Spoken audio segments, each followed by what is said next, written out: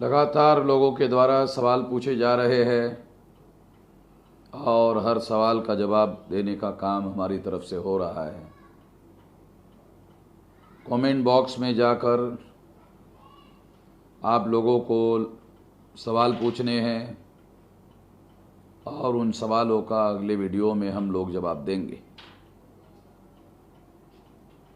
अभी जो सवाल आप लोगों ने पूछे हैं उन सवालों का क्रमबद्ध तरीके से जवाब देने का काम हम शुरू कर रहे हैं। पहला सवाल है एमडी राम, क्या राजनीतिक आरक्षण से दलाल और भड़वे तलवे चाटने वाले लोग संसद और विधानसभा में चुनकर जाते हैं?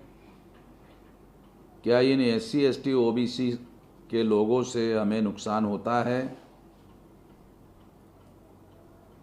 24 सितंबर 1932 को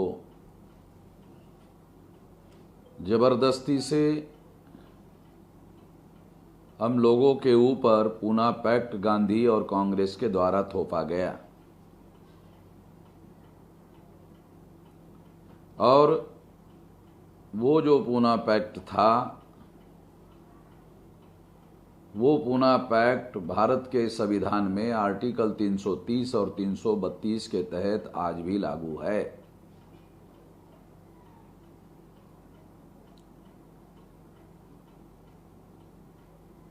– 330 और 332 में एक और कमी है, वो पूना पैक्ट में नहीं थी। पूना पैक्ट में 2 बार इलेक्शन होता था। पहली बार प्राइमरी इलेक्शन होता था और ये प्राइमरी इलेक्शन में शेड्यूल कास्ट और शेड्यूल ट्राइब के लोगों को ही वोट देने का अधिकार था, जिसके तहत फाइनल इलेक्शन में लड़ने के लिए कौन कैंडिडेट होना चाहिए वो वरीयता क्रम के अनुसार डिसाइड होता था। मगर 26 जनवरी 1950 को जब संविधान लागू हुआ उसके बाद पूना पैक्ट रद्द करने के लिए बाबा साहब आम्बेडकर का आंदोलन था।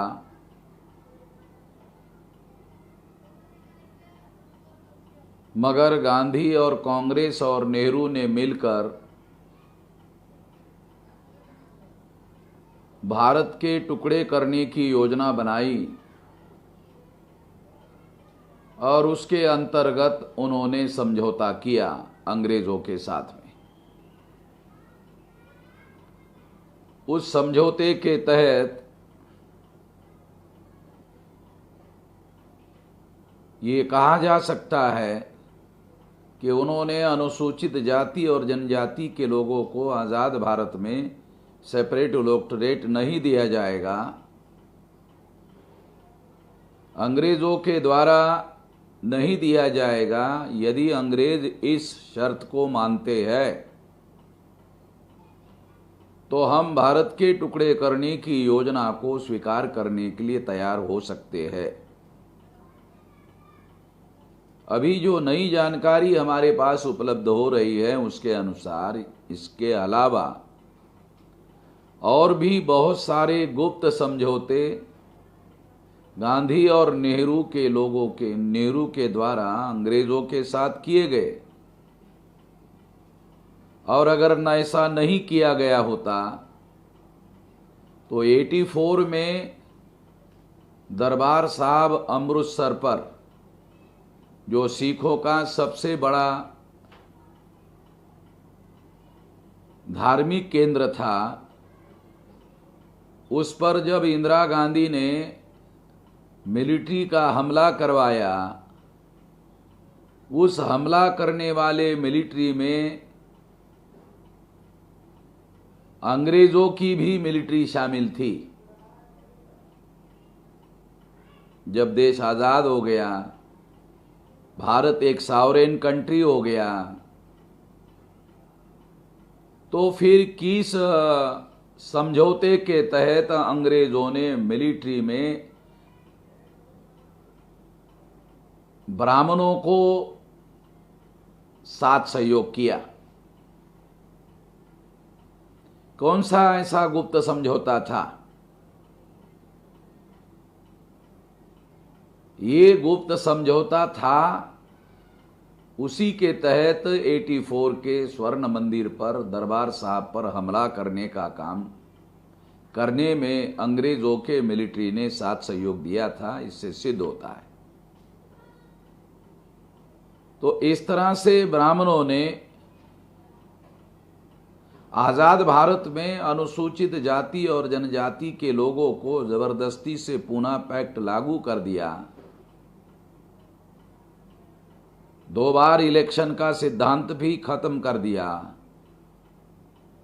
इसके परिणाम स्वरूप ब्राह्मणों की जो भी पार्टियां भारत में हैं, अभी 5 नेशनल लेवल की पार्टियां हैं, उनको शेड्यूल कास्ट शेड्यूल ट्राइब के लोगों को रिजर्व सीट पर SC ST के लोगों को नॉमिनेट करने का अधिकार मिला हुआ है। वो उसको नॉमिनेट करते हैं और नॉमिनेट किए हुए आदमी को ही चुनवा कर लाते हैं।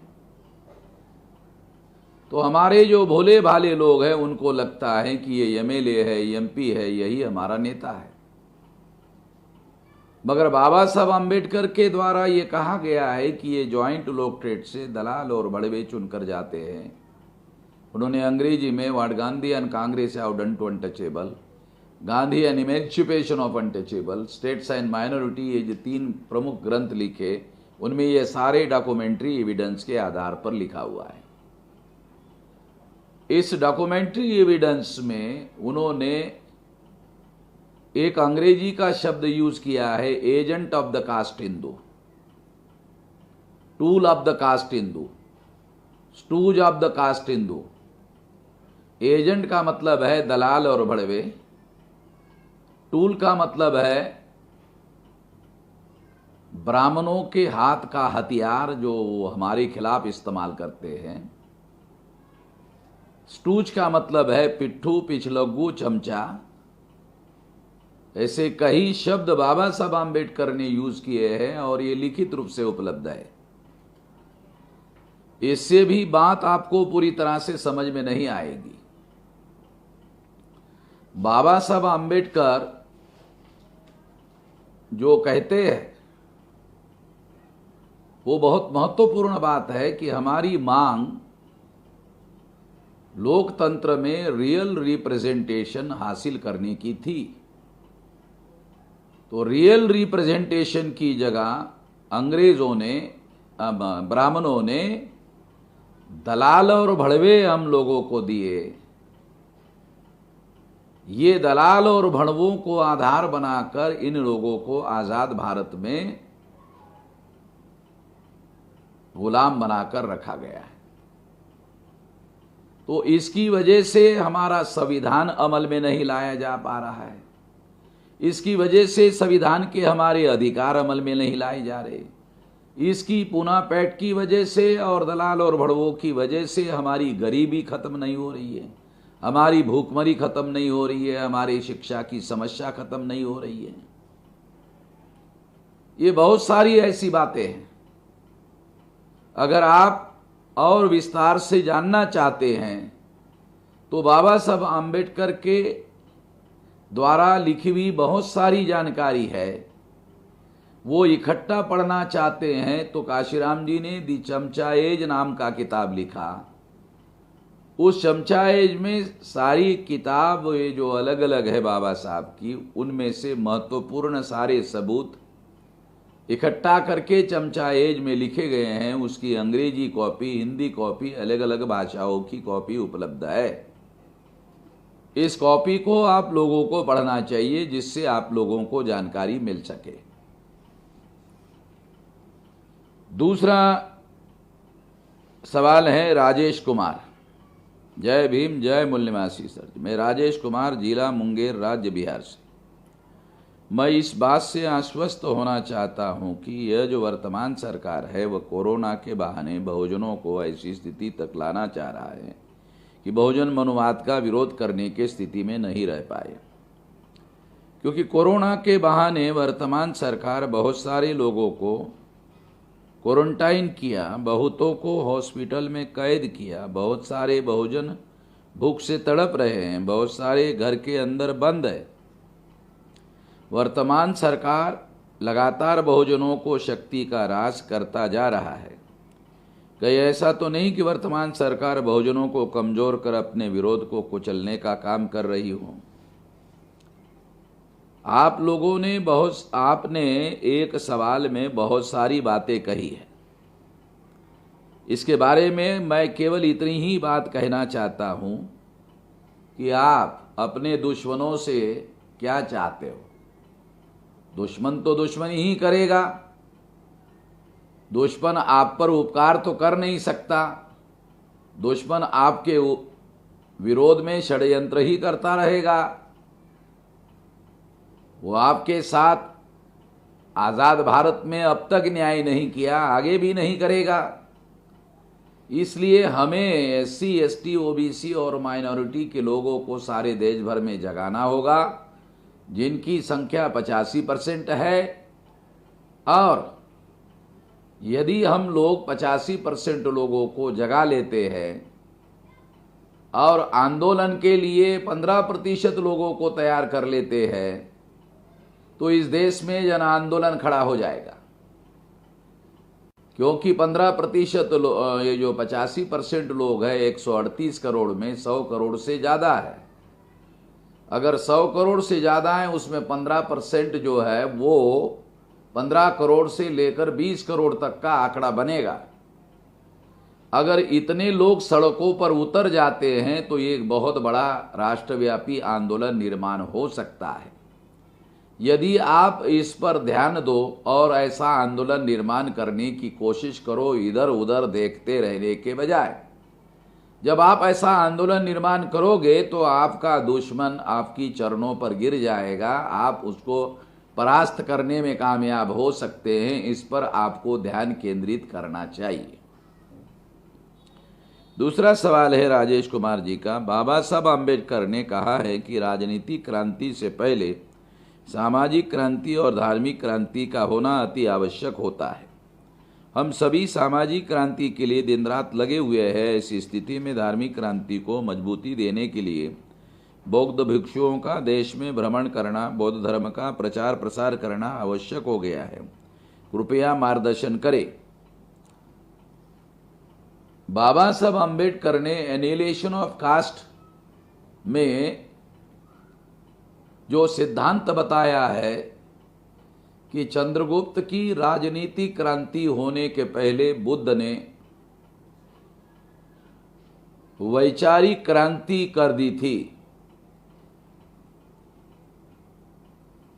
सिखों की राजनीतिक क्रांति निर्माण होने के पहले गुरु नानक देव जी ने और 10 गुरुओं ने मिलकर मन और मस्तिष्क में क्रांति कर दी थी।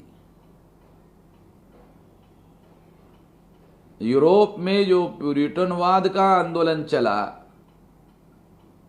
उसने समस्त यूरोप को राजनीतिक क्रांति में परिवर्तन करने के लिए आधार बनाया। जो मध्य पूर्व देश थे, अरब देश थे, जहां बड़े पैमाने पर जाहिलत थी, मोहम्मद साहब ने वहां पर वैचारिक क्रांति की और मन और मस्तिष्क को आज़ाद किया। जब वो मन और मस्तिष्क जो जकड़ा हुआ था उसको आज़ाद किया तो अरब एक बहुत बड़ी राजनीतिक शक्ति में रूपांतरित हो गया।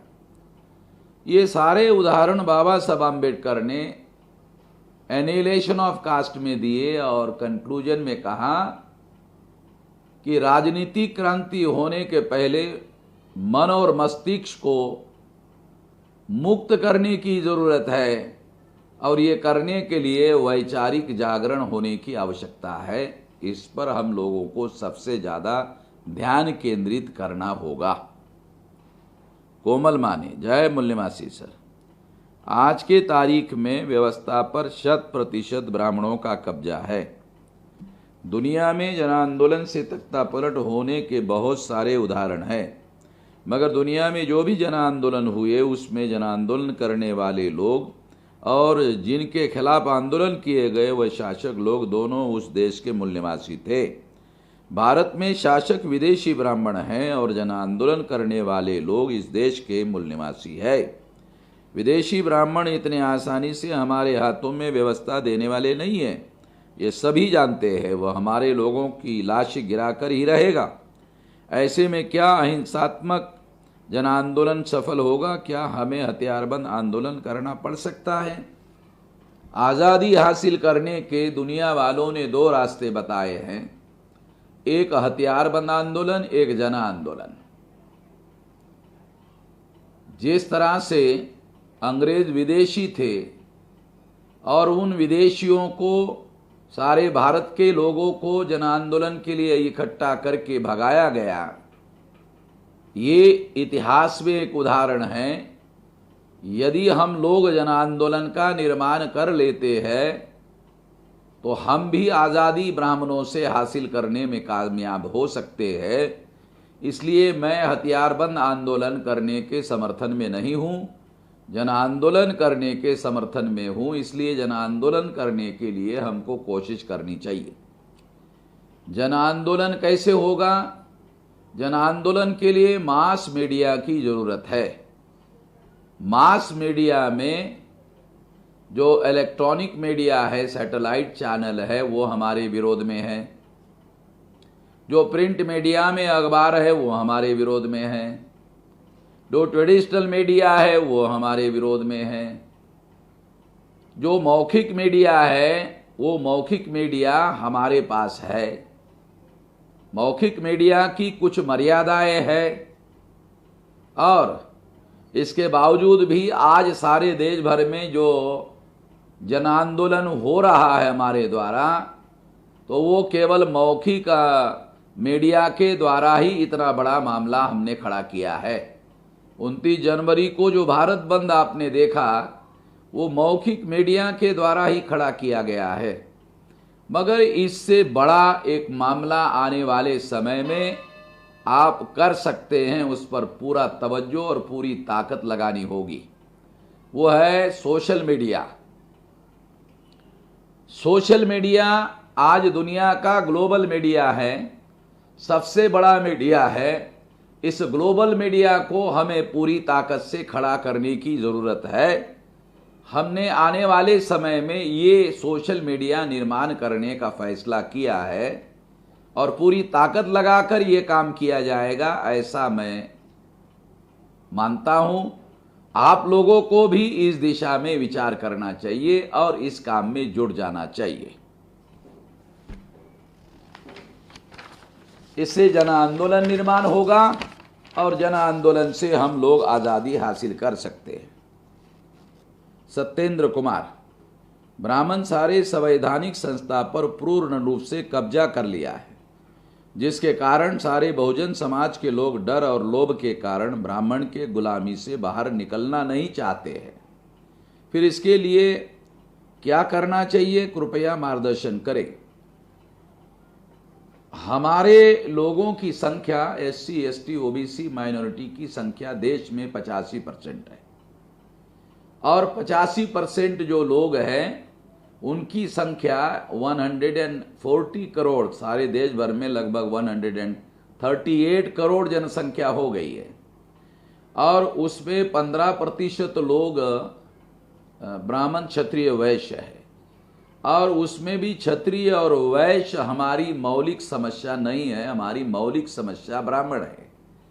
क्योंकि ब्राह्मण क्षत्रियों के ऊपर भी अन्याय कर रहा है, वैश्यों के ऊपर भी अन्याय कर रहा है, उनको भी संख्या के अनुपात में अधिकार नहीं दे रहा है और उनको भी ब्राह्मणों से अधिकार मांगना पड़ रहा है। इसलिए 3.5% लोग अगर 137 में निकाले जाए तो 100 करोड़ अगर जनसंख्या मानी जाए तो उसमें 3.5% ही केवल ब्राह्मण है। उसके बाद अगर हम इसे 40 करोड़ माना जाए तो 40 करोड़ में 3.5% लोग कितने होंगे? 10 करोड़ में 3.5% से हिसाब से 10 करोड़ में ये कहा जा सकता है 1 करोड़ में 3.5 लाख, 10 लाख में 1 करोड़ में 3.5 लाख, 10 करोड़ में 35 लाख, 35 तो 105 और 35 1 करोड़ 40 लाख। तो ये जो 40 लाख में 1 करोड़ 40 लाख और 3.5 करोड़, 4 करोड़, 4 और 1 5 करोड़, ये ज़्यादा से ज़्यादा 5 करोड़ लोग हैं। यदि हम लोग 85% लोग 5 करोड़ माइनस कर दो तो आंकड़ा होता है लगभग 135 करोड़ का।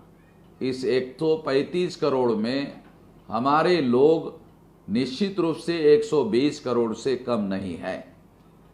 अगर 120 करोड़ लोग हमारे हैं तो 120 करोड़ में अगर 15% लोग इकट्ठा कर लेते हैं तो ये आंकड़ा हो जाएगा 20-22 करोड़ का। अगर ऐसा हुआ तो इस देश में हम बहुत बड़ा राष्ट्रव्यापी आंदोलन निर्माण कर सकते हैं। ऐसा करने के ऊपर आपको ध्यान केंद्रित करना चाहिए। ऐसा करने से हम इस गुलामी से बाहर निकल सकते हैं, क्योंकि 120 करोड़ लोग डरे हुए नहीं हैं। 120 करोड़ लोग लालच में आने वाले नहीं हैं।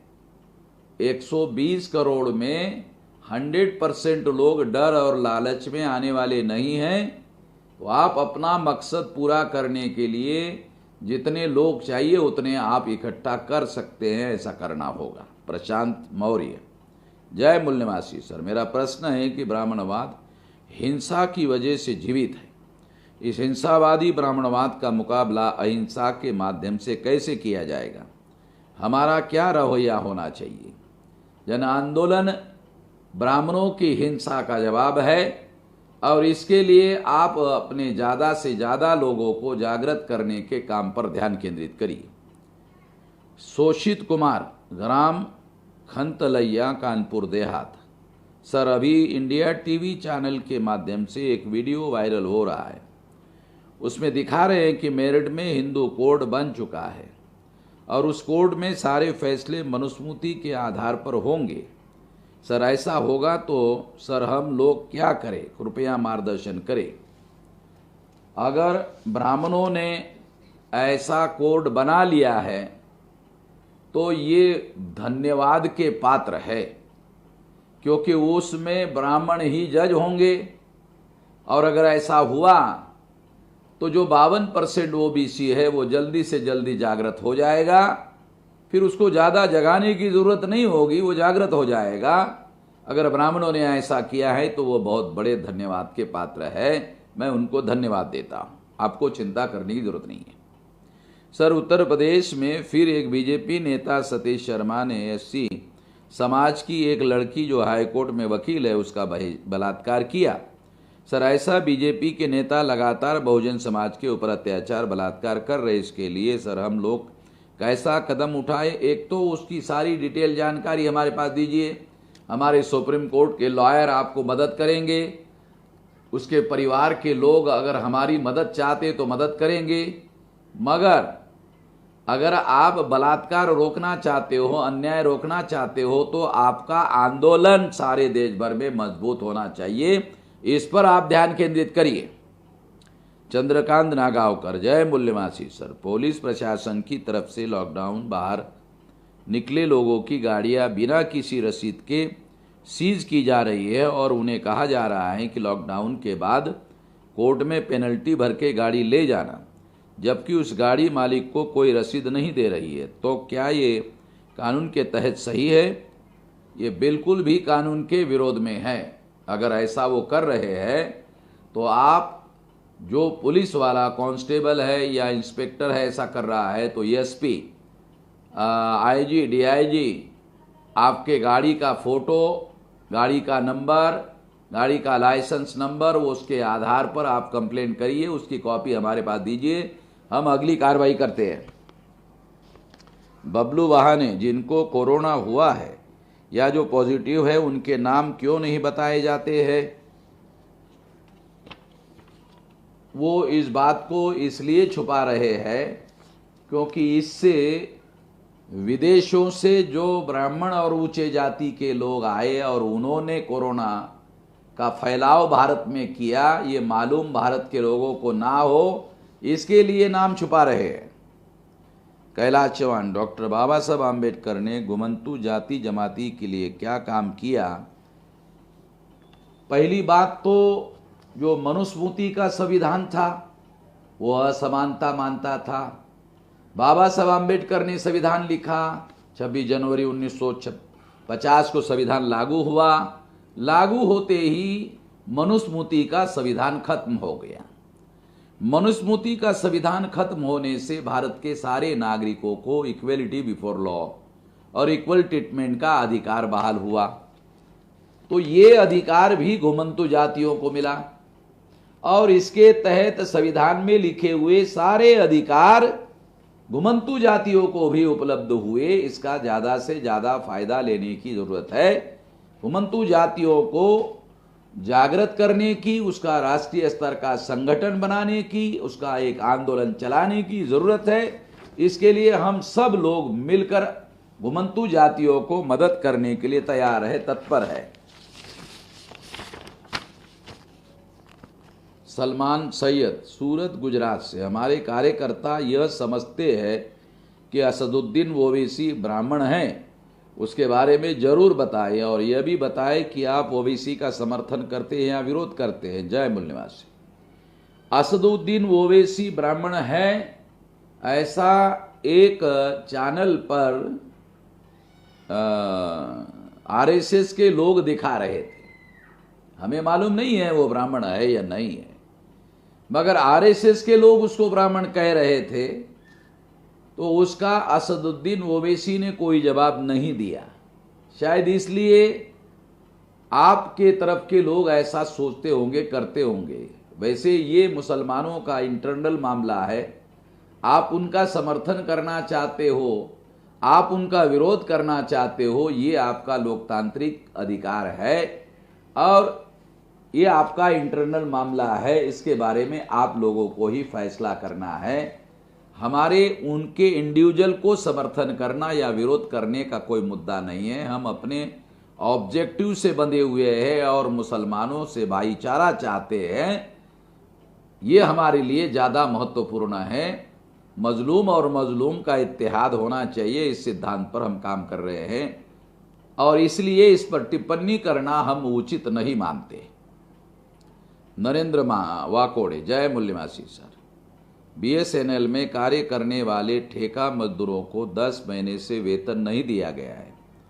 कोई अधिकारी और संबंधित ठेकेदार सुनने को तैयार नहीं है। मजदूरों की भूखमरी हो रही है, इसके लिए क्या किया जाए? सारे दस्तावेजों के साथ सचिवालय को लिखकर भेजिए, हम लोग कार्रवाई करेंगे। 2, फेसबुक के कुछ ग्रुप में बामसेप और आपके खिलाफ कुछ लोगों द्वारा गलत पोस्ट कर लोगों में जानबूझकर गैर समझ निर्माण कर रहे हैं, जिसमें कई फेक अकाउंट है। संगठन द्वारा इस पर कार्रवाई हो सकती है, जरूर हो सकती है, उसका सारा डिटेल भेज दीजिए। राज सर्वदे, सर काशीराम साहब ने बीजेपी के साथ उत्तर प्रदेश में क्यों गठबंधन किया था? ये पुराना मामला हो गया है। उस समय की परिस्थिति में उनको जो उचित लगा था वो उन्होंने किया था। बाबा साहब को संविधान सभा में जोगेंद्रनाथ मंडल द्वारा भेजा था, मतलब मुस्लिम लीग से बाबा साहब इलेक्शन में खड़े थे क्या? इस बात को सही तरीके से समझने की ज़रूरत है। फजलुल हक वहाँ के मुख्यमंत्री थे। शेड्यूल कास्ट फेडरेशन का एक संगठन, बड़ा संगठन वहाँ था। उसके प्रांतीय अध्यक्ष जो बाबा साहब आम्बेडकर ने संगठन बनाया था, उसके बैरिस्टर जोगेंद्रनाथ मंडल प्रदेश अध्यक्ष थे। और मुसलमानों ने और शेड्यूल कास्ट फेडरेशन के लोगों ने गठबंधन किया था। इस गठबंधन की वजह से बंगाल में फजलुल हक मुख्यमंत्री बने थे और हमारे लोगों ने फजलुल हक को मुख्यमंत्री बनाया था। जब बाबा साहब आम्बेडकर को संविधान में चुनकर जाने का समय आया तो उनके पास इतने लोग महाराष्ट्र में नहीं थे कि वो चुनकर भेज सके। ये इनडायरेक्ट चुनाव था, इलेक्टेड एमएलए संविधान सभा में चुनकर भेज सकते थे।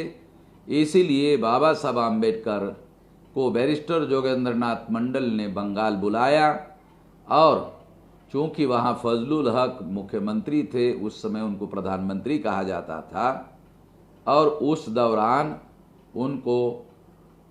उनकी मदद से बाबा साहब आम्बेडकर को संविधान सभा में चुनकर भेजा गया। चुनकर भेजने में फजलुल हक की मदद थी और उनके मदद से उन्होंने ये चुनाव लड़ा था। मुस्लिम लीग के ऊपर उन्होंने चुनाव नहीं लड़ा था।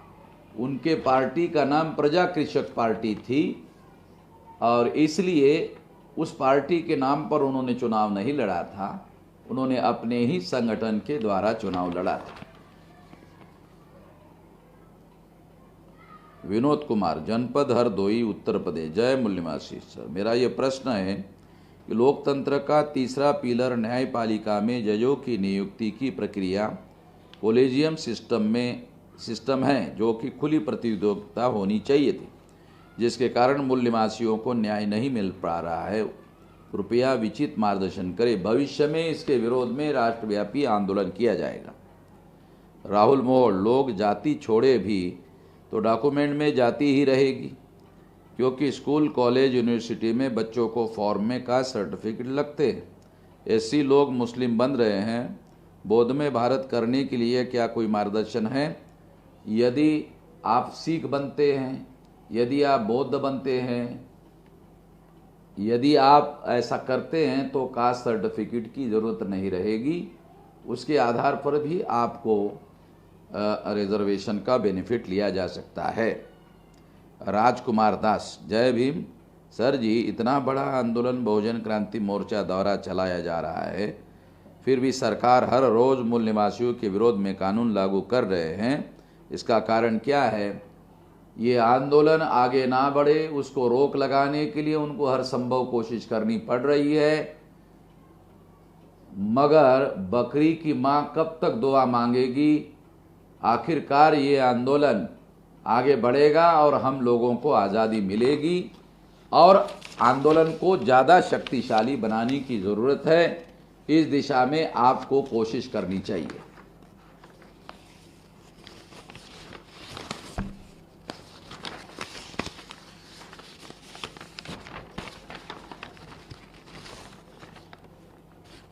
अजीत कुमार रजक, सर मैं झारखंड राज्य के गिरिडीह जिला धनवार पचरुखी से हूँ। मेरे साथ लॉकडाउन में बिना वारंट व बिना सबूत के मुझे टॉर्चर कर मानसिक रूप से और मेरे 1.5 माह का बच्चा को 2 घंटा बाहर रखा, जिससे मेरा बच्चा का तबीयत खराब हो गया है। मैं विकलांग और एससी कास्ट से आता हूँ। मैं क्या करूँ जो इस लाइसेंसी वर्दी गुंडों की सज़ा मिल सके? आपके साथ जो अन्याय हुआ सारा डिटेल दिल्ली में हमारे ऑफिस में लिखकर भेजिए।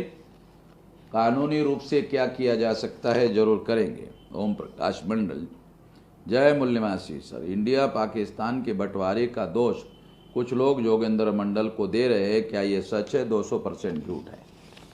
इस पर यकीन करने की जरूरत नहीं है। जो लोग ऐसा प्रचार कर रहे हैं उनको सबूत मांगा जाए। सबूत मांगने के बाद वो सबूत नहीं दे पाएंगे।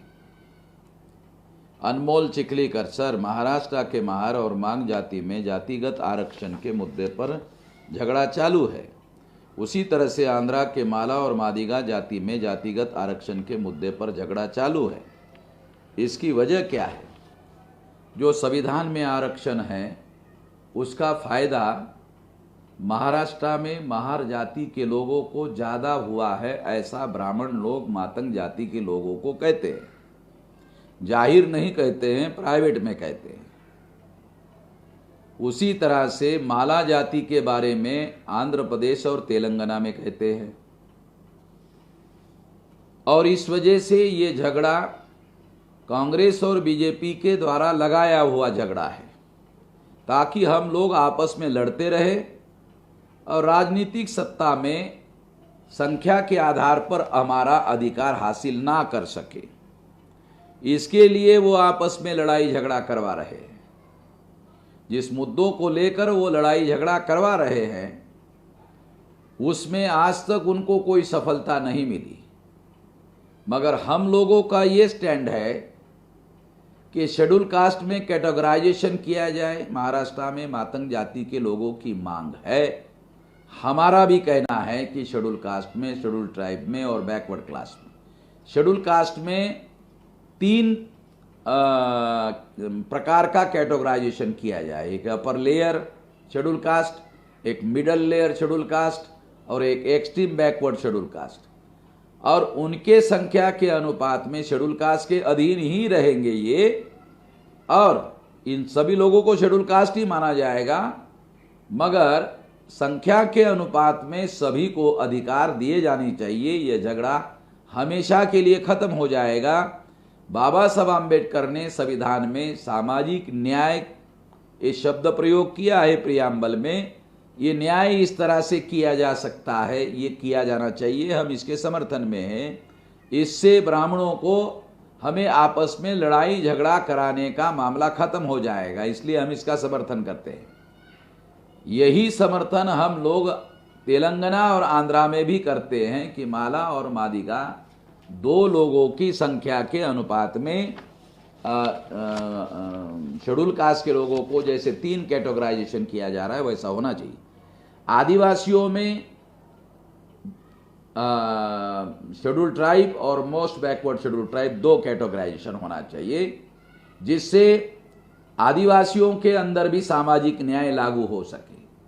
तीसरे, मंडल कमीशन में जो ओबीसी है उसमें ओबीसी में 4 प्रकार के लोग हैं।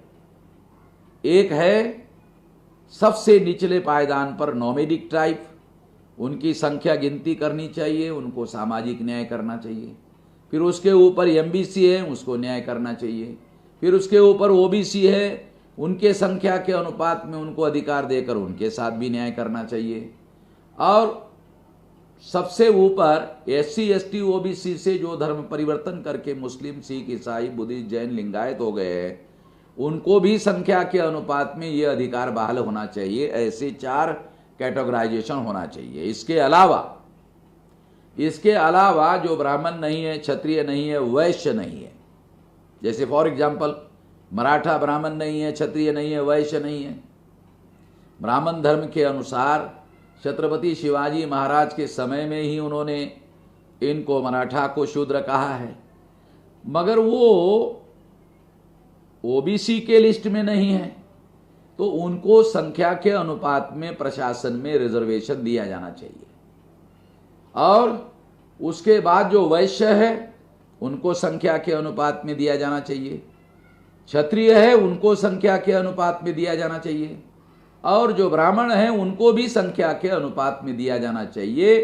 संख्या के अनुपात में अगर ये दिया गया तो कोई जाति समूह किसी दूसरे पर अन्याय नहीं कर पाएगा। लोकतंत्र प्रातिनिधिक होता है, रिप्रेजेंटेटिव होता है, और डेमोक्रेसी में, लोकतंत्र में अगर प्रतिनिधित्व जिसमें विधायिका है, जहाँ कानून बनाया जाता है वहाँ होना चाहिए, प्रशासन में होना चाहिए, न्यायपालिका में होना चाहिए, मीडिया में होना चाहिए। और अगर ऐसा होता है तो वास्तविक लोकतंत्र स्थापित करना आसान होगा और इसका फायदा भारत के तमाम लोगों को होगा और भारत को महान बनाना आसान होगा। भारत में हर संभावना है महान बनने की। मौर्य के समय में अमर्त्य सेन ने यह सिद्ध किया कि भारत का जीडीपी 31% था। इतना जीडीपी आज तक दुनिया में किसी का नहीं हुआ, खुद अमेरिका का नहीं हुआ। तो भारत दुनिया में महाशक्ति था। ब्राह्मणों की वजह से वो भिखारी शक्ति में रूपांतरित हुआ। इसके लिए केवल मात्र ब्राह्मण जिम्मेदार है। उन्होंने अगर जाति व्यवस्था निर्माण नहीं की होती तो ये नहीं होता। इसको समझना जरूरी है।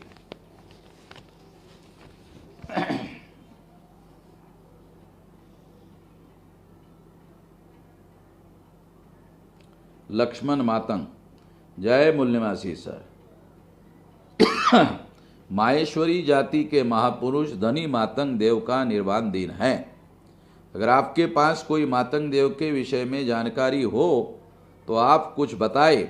अभी इसके बारे में कोई विस्तार से मेरे पास जानकारी नहीं है, मगर आने वाले समय में इसके बारे में हम लोग पूरा एक किताब तैयार करेंगे और उस किताब के द्वारा सही सही जानकारी लोगों तक पहुंचाने की कोशिश करेंगे। शोभना संजीव यशवंत सर, जय मूल्यवासी। जैसे सीए का गैजेट हमारे पास उपलब्ध है, वैसे एनआरआईसी और एनपीआर के कोई सरकारी दस्तावेज उपलब्ध है तो हमें फील्ड में लोगों को सबूत के रूप में दिखाने में उपयोगी होगा। यदि हो तो कहाँ प्राप्त किया जा सकता है? भारत सरकार का जो होम मिनिस्ट्री का साइट है उसमें ये सारे डॉक्यूमेंट उपलब्ध है, वहाँ जाकर आप ले सकते हैं। धम्मपाल कटाली सर, जय मूल्यवासी। अगर कोई यूट्यूब पे गलत वीडियो बनाए, झूठा इतिहास बताए, लोगों को बेवकूफ़ बनाए तो उस पर कोई केस नहीं हो सकती है क्या? एक आदमी यूट्यूब पे कहता है कि बौद्ध धर्म कोई धर्म ही नहीं है, वे वैदिक धर्म का ज्ञान है जो बुद्ध ने बताया। ऐसी गलत अफवाह फैला रहा है, क्योंकि जो लोग हिंदू धर्म से धर्म परिवर्तन कर रहे हैं और बौद्ध धर्म अपना रहे हैं तो इसलिए वो कह रहा है। वो तो इस बात पर हमारा मार्गदर्शन करे और ऐसी झूठी खबरें फैलाने वाले पर क्या ऑब्जेक्शन नहीं लिया जा सकता? जरूर लिया जा सकता है, मगर जो लोग ऐसा प्रचार कर रहे हैं उससे ज़्यादा प्रचार आप अपने सिद्धांतों का करिए तो आपकी बात लोग ज़्यादा मानेंगे। आप घर में बैठे रहते हैं और वो लोग प्रचार करते रहते हैं, इस वजह से झूठी बातें लोगों में फैलती रहती है। प्रकाश जोगदंड, जय मूल्यवासी सर। न्यायपालिका में सबको प्रतिनिधित्व कब मिलेगा? जब हमारा आंदोलन जन आंदोलन होगा तब ऐसा हो सकता है। इसके लिए आप कोशिश करिए। ओम प्रकाश तंकेत, दिल्ली 43, नमो बुद्धाय, जय मूल्यवासी। मान्यवर, मेरा प्रश्न यह है कि कानून बनाने का कार्य संसद का है, पर बड़ा अफसोस है कि लंबे समय से अप्रत्यक्ष रूप से कानून गढ़ने का काम न्यायालय कर रहा है और सरकारें उन्हें अमल में ला रही है। डर के कारण व्यवहार में इसके विरुद्ध कोई आवाज़ नहीं उठाई जा रही है। न्यायालय संविधान के बाहर जाकर विशेषकर आरक्षण के विरुद्ध गैर संवैधानिक कानून बना रही है। जो न्यायतंत्र हमारे विरुद्ध फैसला देता है, हम फिर उसी न्यायतंत्र के सामने उसी पीड़ा फैसले से मुक्ति के लिए याचिका बन जाते हैं। ये कैसी विडंबना है? क्या इसके लिए कोई अन्य संवैधानिक तरीका है न्यायालय का विरोध करने का? न्यायालयीन फैसले का विरोध करने का एक तरीका है न्यायालय में रिवीजन दाखिल करने का। दूसरा, अगर उन्होंने कोई गलत निर्णय दिया है उसके विरोध में सारे देश भर में जागरण करके विरोध करने का और आंदोलन करने का। ये आंदोलन आने वाले समय में हम करेंगे। चंद्रशेखर दास, सुप्रीम कोर्ट ने कहा आरक्षण की समीक्षा होनी चाहिए। बहुजन क्रांति मोर्चा इस समीक्षा पे मूल्यवासी समाज को क्या संदेश दे रहा है? हम लोग इसका स्टडी कर रहे हैं। 2-3 दिन में इस पर संगठित प्रतिक्रिया दी जाएगी। वैसे जितनी जानकारी हमारे पास आई है, हम जल्दी ही इसके विरोध में कोई रणनीति बनाएंगे और जल्दी ही घोषित करेंगे। विनोद कुमार भूसावल, सर जी जय भीम। आपने संपूर्ण बहुजन मूल निवासियों को जगाने का काम किया जो बहुत ही आदरणीय है। सर जी, आदरपूर्वक आपसे एक सवाल है कि देश में 2 वामसेफ संगठन हैं, एक क्यों नहीं? और महाराष्ट्र में अनुसूचित जाति और जनजाति के बहुत ही बड़े बड़े नेता है और बुद्धिजीवी लोग हैं और देश के अन्य प्रदेशों में भी है, लेकिन ये सभी एक झंडे और एक ही पार्टी में क्यों नहीं आते? क्या इनको संगठित करने के लिए आपने कोई प्रयास किया है? देश में हमारी एक पार्टी मान्यवर काशीराम ने बनाया था, जो आज पार्टी में लोकतंत्र के अभाव में लड़खड़ा रहा है। क्या उसे आप संभाल नहीं सकते? आपने बहुत सारे सवाल एक साथ पूछ लिए हैं, पहला सवाल, 2 वामसेप संगठन हैं ऐसा आप कह रहे हैं। कोर्ट ने दूसरे वामसेप चलाने वाले लोगों के विरोध में फैसला दे दिया है और हमने सोशल मीडिया में कोर्ट का फैसला हमारे फेवर में आया है ये भी हमने घोषित किया है। उनको ऐसा करने का यूज करने का अधिकार नहीं है, मगर हम लोगों ने जो वामसेप चलाया हुआ है वो 31 राज्यों में 542 जिलों में 3500 तहसीलों में और 22,000 ब्लॉक में 1.5 लाख गाँव में चला रहे हैं, तो हमें उससे कोई फर्क नहीं पड़ रहा है। तो हमको अपना आंदोलन आगे बढ़ाने पर ध्यान देना चाहिए। तीसरी कंक्लूसिव बात मैं आप लोगों को बताना चाहता हूँ, सफलता हासिल करने के लिए अगर हम आंदोलन करते हैं तो 15% का समर्थन चाहिए। अगर राजनीति में सफलता चाहते हैं तो 30% लोगों का समर्थन चाहिए। 100% लोगों को इकट्ठा करने की जरूरत नहीं है। स्वरूप पवार, जिला अध्यक्ष वामसेप बाड़मेर राजस्थान। सर, जय मूल निवासी। राजस्थान के बाड़मेर जैसलमेर जिले में राष्ट्रीय मरु उद्यान डीएनपी एरिया में मूलभूत सुविधाएं जैसे सड़क, बिजली, पानी, मोबाइल नेटवर्क, खातेदारी जमीन पर केसीसी सहित उपलब्ध नहीं हो रही है। इस एरिया में बाड़मेर जिले के 69 गांव, रकबा, बीघा जमीन, कुल जनसंख्या और निवास कर रही है। इतनी सरकारें आई मगर वादा ही रहा। इस एरिया में SC, ST, OBC और माइनॉरिटी के लोग निवास करते रहे। क्या इस समस्या को राष्ट्रीय एजेंडे में शामिल किया जा सकता है? जरूर शामिल किया जा सकता है। और इसमें 69 गांव के लोगों का अलग से आंदोलन खड़ा किया जाएगा। मगाराम हातमा हमले वहाँ के बड़े हमारे स्टेट प्रेसिडेंट हैं, बहुजन क्रांति के भी दूसरे हमारे नेता हैं, उनको ये बात मैं जाहिर रूप से बता रहा हूँ कि ये 69 गांव का अलग आंदोलन खड़ा किया जाए ताकि इन गांव में रहने वाले लोगों के साथ न्याय किया जा सके। विनय परमार, भारत मुक्ति मोर्चा सूरत यूनिट। सर, IT सेल क्या होता है और उसका मुख्य कार्य क्या है और दुश्मन उसको कैसे हमारे समाज के विरोध में यूज़ करते हैं? हमारे पास YouTube और Facebook पर MNTV चैनल है। हमारा मीडिया देश भर की घटना पर वास्तविक खबरें दिखाता है, लेकिन उनके व्यूअर्स बहुत कम होते हैं। तो क्या इसको बढ़ाने के लिए कार्यकर्ताओं को उस पर डेली अपडेट रहने के बारे में और हमारे गांव के छोटे बड़े से लेकर राष्ट्रीय अधिवेशन जैसे कार्यक्रमों में थोड़ा समय हमारे सोशल मीडिया को बढ़ाने के खातिर हम उपस्थित लोगों से अपील कर सकते हैं कि यह channels, Facebook pages, Android application को आप लाइक और सब्सक्राइब करो, उन पर डेली अपडेट रहो ताकि नेशनल मीडिया द्वारा जो प्रोपेगेंडा चलाया जा रहा है उसकी वास्तविकता से वाकिफ रहा जा सके और चैनल और पेजेस के व्यूअर्स को भी बढ़ाया जा सकता है। निश्चित रूप से ऐसा करना होगा और संगठन जैसे ही कोरोना वायरस की महामारी के खत्म के बाद में संगठित रूप से इसका एक राष्ट्रीय अभियान शुरू करने वाला है। विक्रम सिंह, कौशाम्बी, यूपी से हूँ। जय मूल निवासी। सर जी, मेरा सवाल है कि बहुजन क्रांति मोर्चा के द्वारा NRC CAA के विरोध में 29 जनवरी 2020 को जो भारत बंद किया गया था, उस शांतिपूर्ण आंदोलन में यूपी के साथ साथ पूरे देश में हमारे कार्यकर्ताओं के ऊपर पुलिस द्वारा गंभीर धाराओं में फर्जी FIR दर्ज किया गया और कई कार्यकर्ताओं के ऊपर बर्बरतापूर्वक लाठीचार्ज किया गया और पकड़कर जेल भी भेजा गया। जो लोग जेल गए थे उन सभी को जमानत पर तो बाहर करा लिया गया, लेकिन जिन लोगों के ऊपर पुलिस ने फर्जी FIR दर्ज किया था और जेल नहीं गए थे और अभी तक जमानत भी नहीं कराई है, क्या लॉकडाउन खत्म होने के बाद उन सभी लोगों को जमानत करा लेना चाहिए या फिर इस फर्जी FIR को हाई कोर्ट या सुप्रीम कोर्ट में चैलेंज करना चाहिए खारिज करने के लिए और फर्जी FIR दर्ज करने वाले पुलिस वालों के खिलाफ कार्रवाई होगी? क्योंकि लॉकडाउन खत्म होती ही चार्जशीट जिला कोर्ट में पेश कर सकते हैं और कार्यकर्ताओं के नाम वारंट जारी हो सकते हैं। उसके बाद पुलिस वाले हमारे कार्यकर्ताओं के घरों में दबिश देकर परेशान कर सकते हैं। कृपया मार्गदर्शन करें। सारा डिटेल जिन लोगों के साथ मतलब वो उनका जमानत नहीं हुआ है और उनके नाम पर है, ऐसा सारा सुप्रीम कोर्ट के लॉयर राजकुमार थोरात के पास सारा दस्तावेज भेज दीजिए, हम अपने लेवल पर कार्रवाई करेंगे। रविंदर भंडारी, जय मूल निवासी, जय भीम, नमो बुद्धाय। राजरतन किस आधार पर काम कर रहा है? कुछ लोग सवाल कर रहे हैं। राजरतन हमें गुमराह कर रहे हैं। सर, कमेंट बॉक्स में मैं जो आपसे सवाल पूछ रहा हूं उसका मार्गदर्शन करें। उनके तरफ ज़्यादा ध्यान देने की ज़रूरत नहीं है। वो केवल बाबा साहब आम्बेडकर के ख़ानदान से हम हैं ऐसा कह रहे हैं, इसके अलावा कोई कंट्रीब्यूशन नहीं है। उसके तरफ ज़्यादा ध्यान देने की ज़रूरत नहीं है और राष्ट्रव्यापी आंदोलन निर्माण करने के लिए हमको ज़्यादा जोर लगाना चाहिए। एच.के. हरमिंदर खालसा, क्या आपका संगठन अपने कार्यकर्ताओं को कोई कागज पत्र देता है जिससे मूल्यवासियों को जगाने का काम करने वालों को कोई बेवजह परेशान ना करे?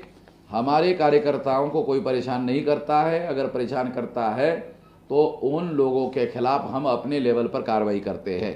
कमल नारायण जायसवाल, सर हम एक कैसे हो सकते हैं जब हमारे नेता इतने बटे हुए हैं? हमको जन आंदोलन करने के लिए 15% लोगों को इकट्ठा होने की ज़रूरत है और राजनीति में सफल होने के लिए 30% इकट्ठा होने की ज़रूरत है। 100% इकट्ठा होने की आवश्यकता नहीं है, इसको समझने की आवश्यकता है। इस बात को ध्यान में रखोगे तो आप इधर उधर भटकाने की ज़रूरत नहीं रहेगी। आपका दिमाग भटका हुआ है, आप केंद्रित करिए और आंदोलन में सहभागी होइए। धन्यवाद। कमेंट बॉक्स में इसी तरह से आप सवाल पूछते रहिए, अगले वीडियो में उसके जवाब दिए जाएंगे। धन्यवाद। काली पट्टी निषेध आंदोलन हम लोगों ने जारी किया हुआ है। आप सभी लोगों को मैं निवेदन करता हूं कि इस आंदोलन को चलाने के लिए राष्ट्रव्यापी आंदोलन निर्माण निधि में फंड जमा किया जाए। हमारे जितने कार्यकर्ता हैं उनको सबसे पहले निवेदन है कि वो अपना फंड जमा करें।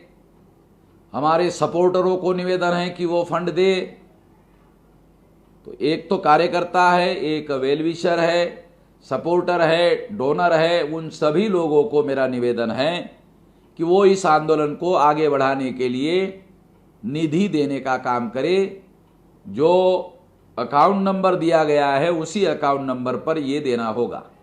कोई डिफ़िकल्टी आती है तो सचिवालय को संपर्क करके पूछा जा सकता है, जवाब दिया जाएगा। धन्यवाद।